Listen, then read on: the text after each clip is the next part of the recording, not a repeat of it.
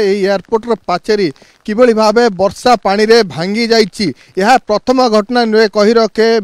गत वर्ष मध्य पाखापि 3 थर एभली पाचेरी भुसुड़ी थरे पाचेरी भुसुड़ी दुई जन जीवन मध्य जाइछि। एई पाचेरी बारंबार भुसुड़ी जहाँ अभियोग आसुछि बारंबार निम्नमानर कामर गोटे अभियोग आसुछि। अनेक अभियोग आसुछि जे पाचेरी डिजाइन रे मध्य त्रुटि थिला किंतु डिजाइन त्रुटि को वर्तमान से माने मरामती करिसंती। फ्रेम स्ट्रक्चर रो पाचेरी को करिसंती ता सत्ते मध्य पाचेरी भुसुड़ी बारंबार ए पाचेरी भुसुड़ी थरे वर्षा हेले विभिन्न स्थान रे पाचेरी भुसुड़ी अभियोग मध्य आसुछि जे निम्न मानर कार्य डिजाइन रो त्रुटि देखिबा ताहाले जो चेकमेंट एरिया जो पानी आसुची से वर्षा पानी निष्कासन हो पारुनी पाचेरी रे बाड़े होचे पाचेरी भांगुची।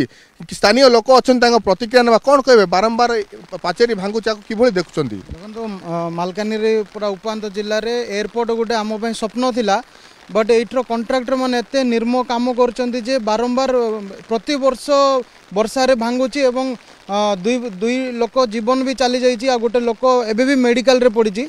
तो बारंबार कहला पर भी आर किसी उपाय काढ़ू ना बारंबार प्रति वर्ष बाउंड्री भांगुची। निश्चित भाव में प्रति वर्ष यही पाचेरी को भांगुची जहाँ निम्नमान कामर अभियोग आसुची। गत वर्ष मध्य आम दुई थर देखु किभली भावे पाचेरी भांगी थिला एवं पाचेरी गुड़िक माटी रे मिसला। देखिए ये जो एयरपोर्ट विस्तृत एरिया रही एरिया चेकमेंट एरिया पहाड़ पानी किभली भावे आसुची। यही जो चिन्ह देखुंत गतकाली यही पहाड़ पानी आसी यही रास्ता दे पाचेरी पट निष्कासन होगापी जाऊला किंतु निष्कासन हो पारानी पाचेरी को भांगी देछि एवं पिछु मध्य रास्ता जो निर्माण होता नूतन रास्ता पाचेरी कड़े कड़े से मध्य भांगी नष्ट हो जाइछि। गोटे रातिर वर्षा 4 घंटार वर्षा एभली चित्र आनी देछि। जदि बड़ वर्षा हुए ताले अनेक आउरी क्षयक्षति मध्य एही एयरपोर्ट हो पारे।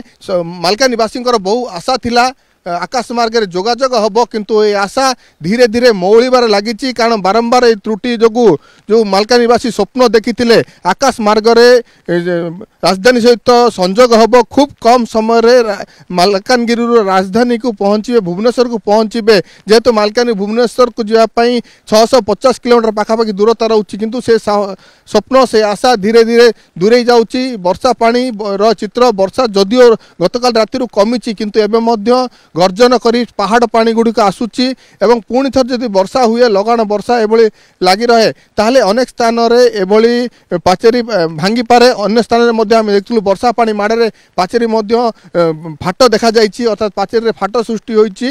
एबे वर्तमान जहाँ जंत्री जी से कैमेरा आगे किसी कही नथिले से कहितले वर्षा पानी निष्कासन होई न पारि एभली पाचेरी भांगी किंतु एठी बक्सल अर्थात वर्षा पानी को किभली निष्कासन करा जिवो सेति दुईटी बड़ बड़ बक्सल तैयारी हबो एवं बक्सल ब्रिज तैयारी हला परे एही वर्षा पानी निष्कासन व्यवस्था करा जिवो ताहाले ही पाचेरी सुरक्षित रहिबो।